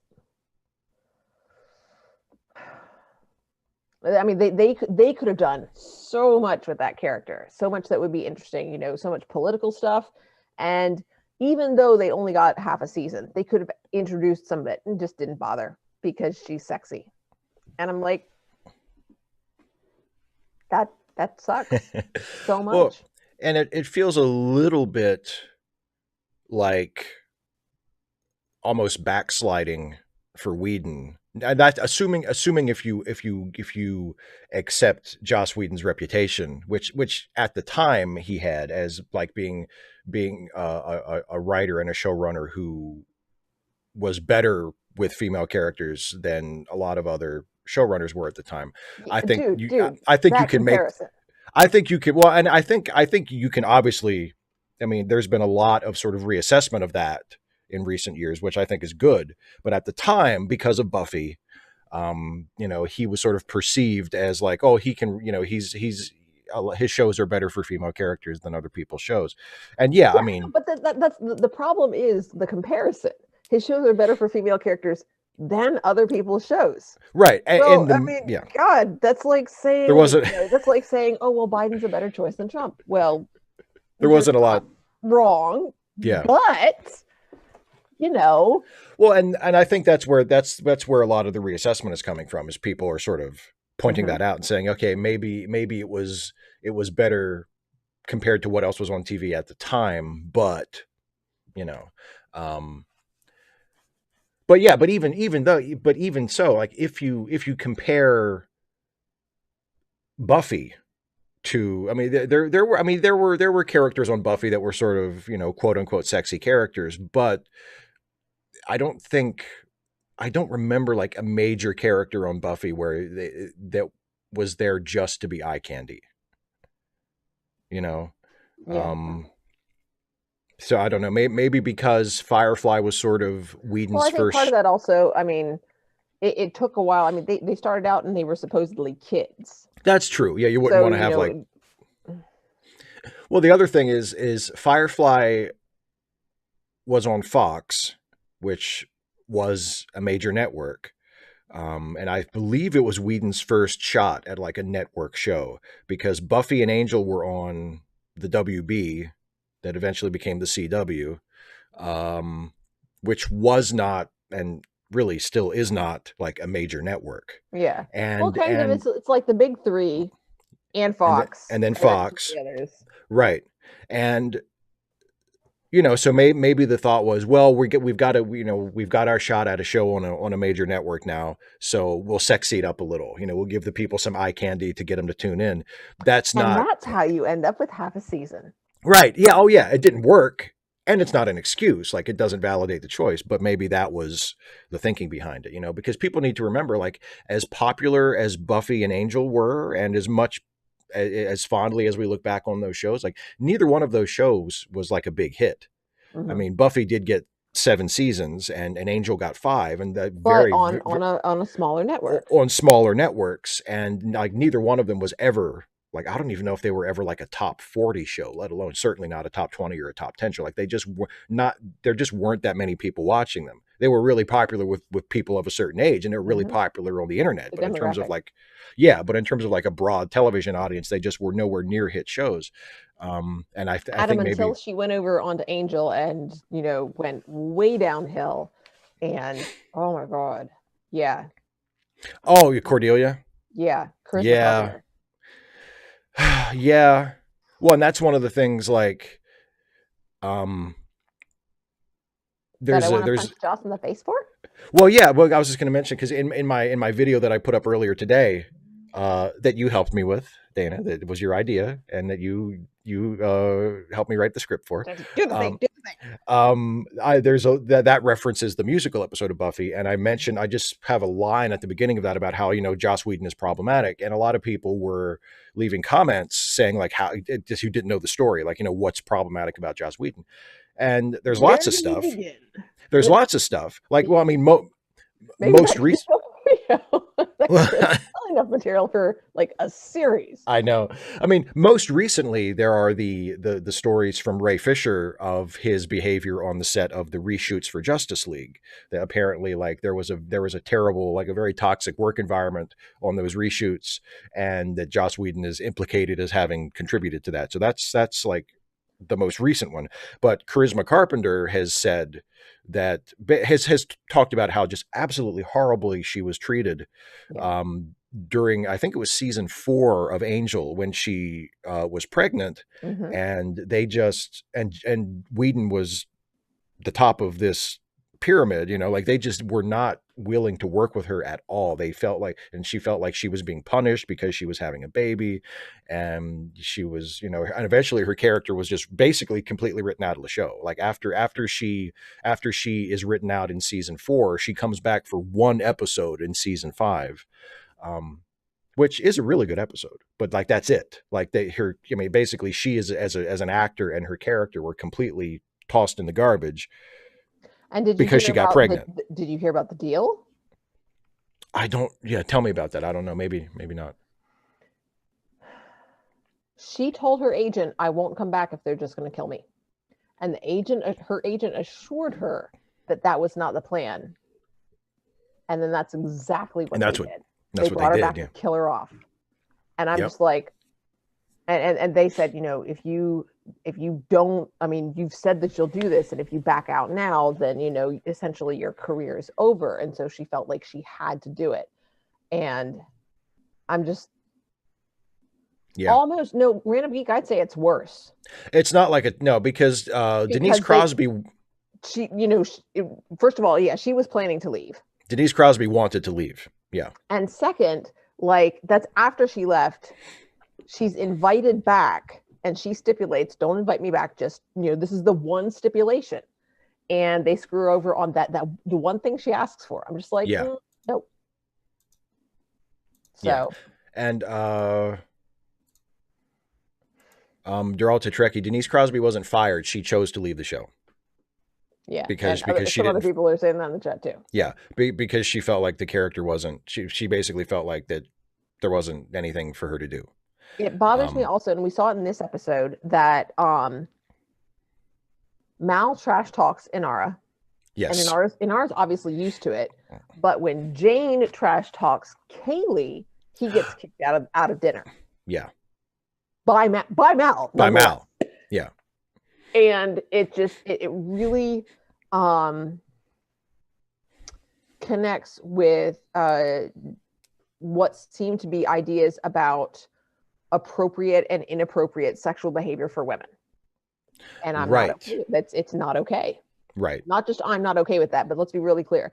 That's not okay. Right. No, of course not. No. Yeah, it's okay to disrespect Inara, but it's not okay to disrespect Kaylee. Yeah. And I mean, I don't know, because I don't like, does that ever go anywhere with Mal, or does whichever or like that double standard? Is that ever like sort of, does that ever become like an intentional part of his character, or is that just sort of? No, okay, Corey, no, because we'll get to that episode, and that's absolute no. I disagree with that. Because the line is that he disrespects what she does, and the other guy disrespects you, and I'm just like, no, that's what she chooses to do. That's her choice. If you disrespect her choice, you are disrespecting her. You are completely in the wrong here, and yet she accepts it because that's the line, that's the script, that, you know what I mean? It does not scan as correct, you know. And Robert Mills, yes, she says she is called Mal worse. I'd really like to know what's worse. Like, really, what is a worse slur for like a white boy?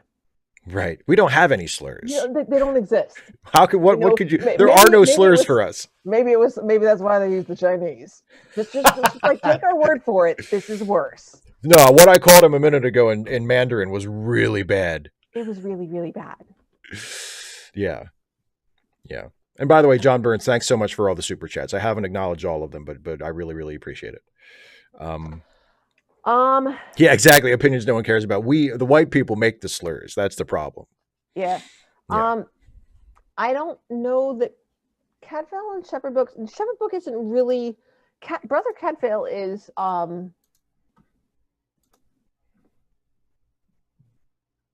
yeah, they're I see them as very different characters.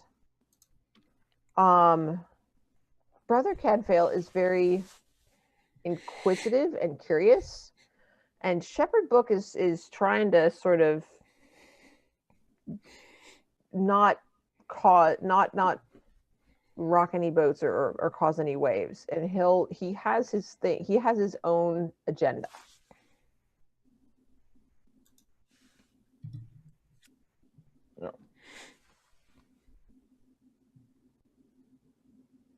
If it was okay, Shane, when you say if it was something clearly wrong,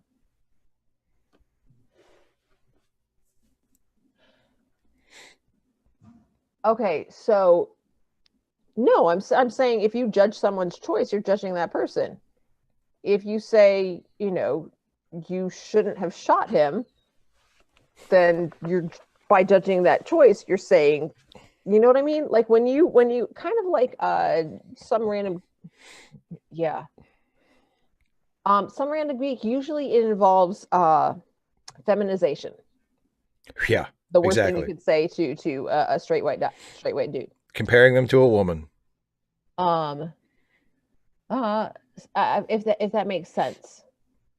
Um,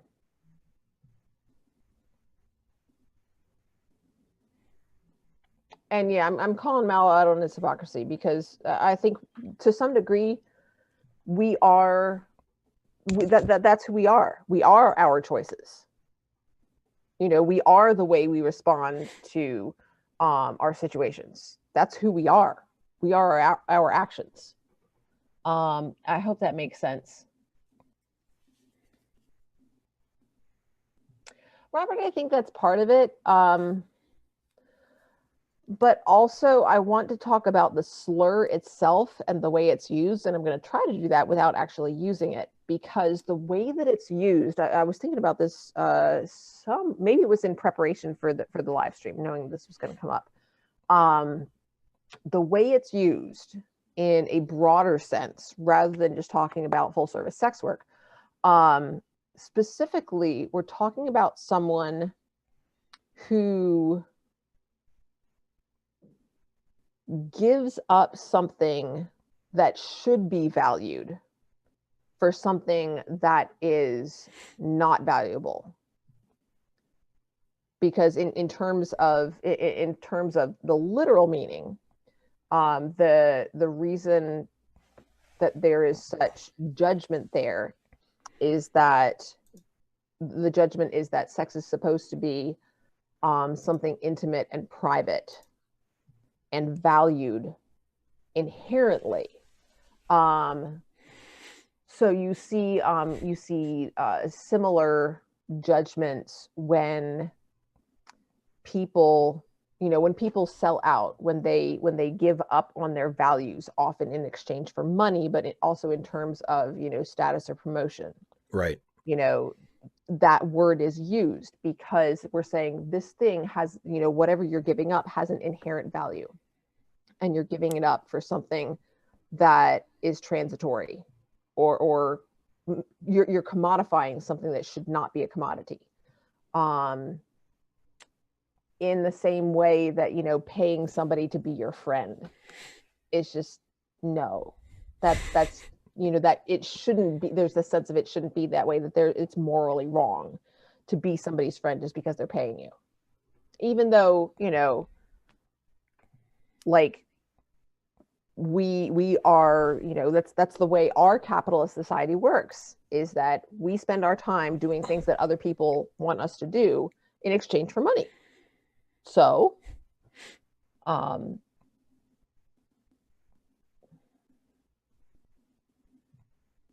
Beautifulist, I think all of our choices are limited to some degree. I mean, we don't have infinite choices. We make choices within a framework. So there are always some limitations. And there's a lot of that discussion that tends to surround sex work as well.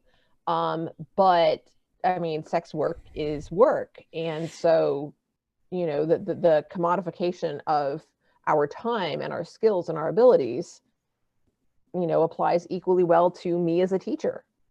I happen to love what I do, but it's also a job. So yeah, it just takes practice, some random geek. Yeah, or Shane Markle, like you saying it's invaluable, that it should not be commodified, that it does have inherent value, and that you shouldn't put a price on it. Yeah. Not just our labor, also some random geek, but also our skills, and that also applies to sex work as well.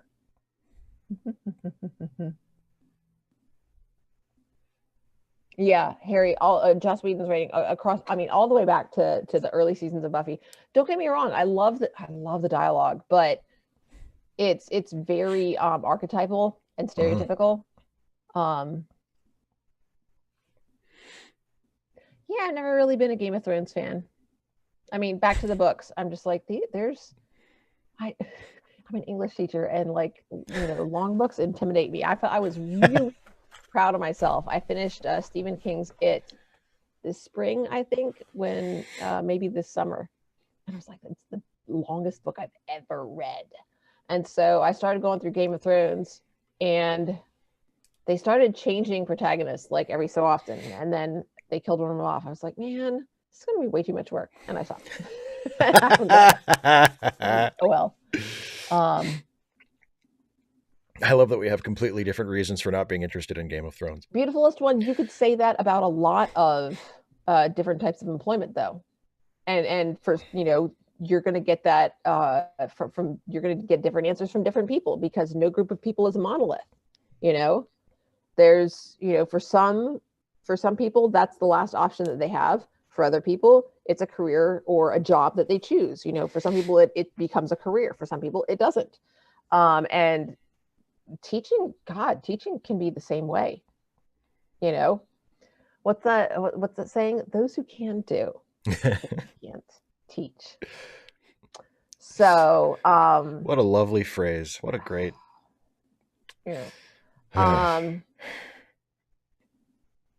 opinions. I'm sorry, I have no idea what you're gasping about, but I hope maybe your dismissal of Game of Thrones, perhaps. Oh, I don't know. Yeah. That was my assumption. Look, if he'd just written shorter books, it would have been fine. Okay. You need to break this up, okay? Yeah, just I mean, really, okay, so The Princess Bride, which is right here, that's really big. But the thing is, that's because this is the 30th edition, and so you've got the foreword, introduction to the 30th anniversary edition, introduction to the 25th anniversary edition, and then the introduction. Actually, so this is all The Princess Bride. It's a pretty long book. Oh, and then a reading group guide. Oh, and then of course at the end we also have the first chapter or two of the sequel. So it's really not a long book, and so that's better. And it's a really fast read. I mean, it's not like a dense book. It's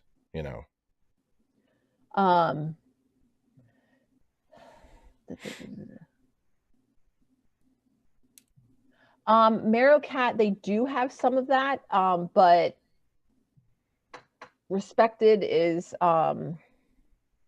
questionable.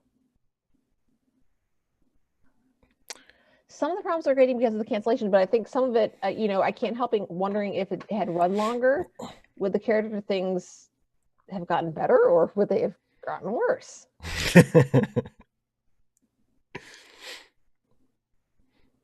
And Harry says, have I ever known anybody who regularly made use of sex workers? Not to my knowledge, but it's possible that I have, and I just don't know. I mean, excuse me, how come they're asking? I guess it's because it's your channel. Dana, have you ever known anybody who made regular use of sex workers? I have. Okay. So. Which is a much more interesting answer. Sorry. And it's not, it wasn't somebody that I knew well. And obviously, given that it's not legal everywhere, right, there wasn't a lot of discussion about it.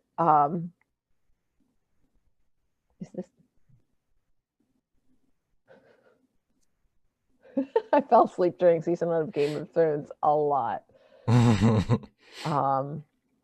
So, yeah. I think we've covered everything. Oh, yeah. I was also Dobson. That part of the scene went by really fast. Yeah.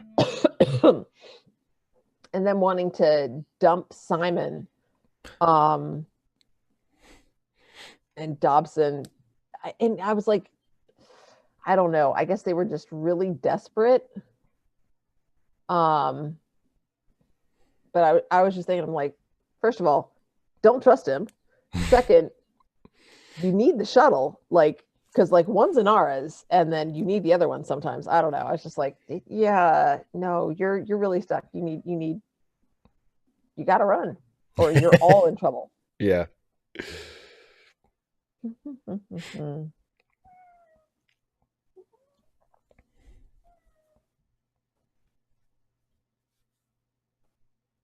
So, Steve, was there any other questions that you had or ideas? Not really. Duralta Trekkie says, I fell asleep during Game of Thrones and Stargate Universe. I never fell asleep during Doctor Who season 12 and Star Trek Voyager. Wow. I never fell asleep during Voyager either. I mean, doesn't mean that I liked it, but I never fell asleep during it. So I think that means it may be time. Oh, hey, whiner. He is the whiniest baby. Say hi to everybody. Say Such hi. a cute kitty, though. He says, no, I want mama snuggles. Aww. This is my boy. We actually have 3 cats. And Steve, have you ever even seen any of those? In the background. Why? But, yeah. Unless some random geek, unless we're talking about the sting. And then it's not a word. It's a name. Or also it is also the term used for it's an old-fashioned word for a professional wrestler who could actually wrestle. Yes. That they were called hookers. The great Luthez was a hooker. Oh, that's okay. So Duralta Trekkie, fun story. That's Whitmore. Come here. Meow. Because he is more white. And his sister is Blackmore because she is more. Yeah, don't hook the. No, I like this dress. Yeah, it's comfy. It has pockets. His sister is Blackmore because she's more black, and she has little white gloves and little white go-go boots and a little bit of white on her chin. Yeah, kitty. He's been walking around because it is not feeding time. Plus, it's not a snack when I got home from school. So little whiner. In Whitmore's mind, it is close to feeding time. It is always close to feeding time. It's storming. Oh my goodness. So sorry, and nobody ever gives him any love, and Mama just does not pay him any attention. He's so neglected. Poor kitty. Aww. So don't forget, some random geek. Have you posted the charity links recently? Yes, charity links in the description. Oh, and in the description. Thank you, Steve. Yeah, charity links are in the description. Like and we can since we're here together, we can talk about the fact that well, first of all, my Ask Away stream is this Friday. On Monday, Dana and I have another video coming out that is. That's right. It's the first one. Oh my god! Yes. We went ahead and shot a video over the weekend. Scoot. It's the first episode of what will be an ongoing series where we talk about stuff related to Batman. Something I actually know about. Yes. So our first Batman video goes up on Monday. It is about the many masks of Batman, and it's an awesome conversation that we had for about an hour that you all get to see because I edited it a little bit.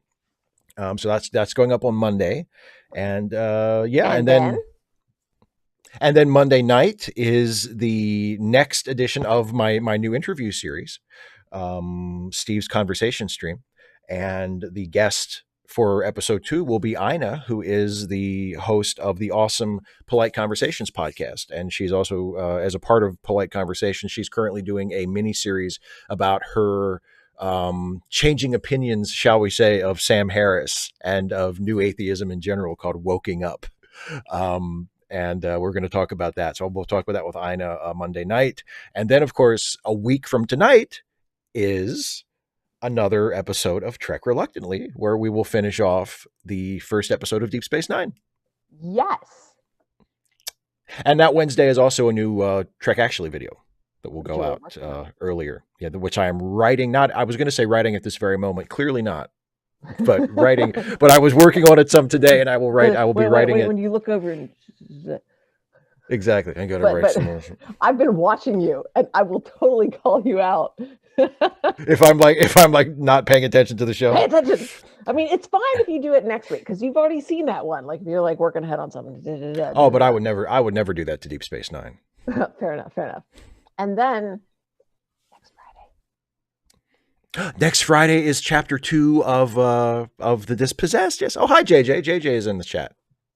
and having technical difficulties, unfortunately. It I'm seems sorry, like. JJ. Um, Well, then why are we talking to him? Because I don't know. First, I know why JJ doesn't know what the hell I'm saying. First, I think it's the first one of my live streams JJ's been to for a very long time, which sucks that apparently it's not working for her. And also it's over. So yeah, you missed it. It was the first episode. I guess if you watch it, you can sync it up and like watch Firefly with us, making faces at the screen. Otherwise, you're just watching us make faces at the screen, and it's kind of weird. And some people found out tonight. I'm just looking at two people smiling at the screen. Yeah, it's like you have to watch the show with us, or it doesn't work. I'm so glad you're looking forward to Read Away, Beautifulest One. I've started taking notes on chapter 2 already, and there's just, oh my gosh, so exciting. Yeah, we've had comments from a couple of people and some people that Dana, who have said that they're reading the book because of our live stream. So that's really cool. Hooray! That's really cool. Oh, that's awesome. Somebody else is doing the Dispossessed. So it's just, it's just a really interesting book. It's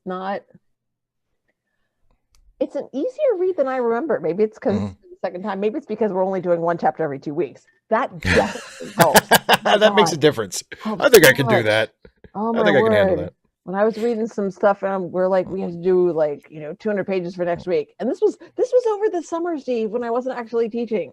I mean, I was just doing some of my side gigs. Yeah. But I was like, everybody else is reading this, and I'm an English teacher, so I'm just going to keep my mouth shut and try to get through it. I didn't always make it. I'm just going to bluff this one. I'll just see. But the nice thing is about a reading group, about a reading discussion, is that even if you haven't actually done the reading, you can still participate, because then, now if nobody's done the reading, then you're kind of stuck. It's kind of a problem. If you're, if you're coming in and you've been out for a while or something, or you haven't been able to, you can ask questions.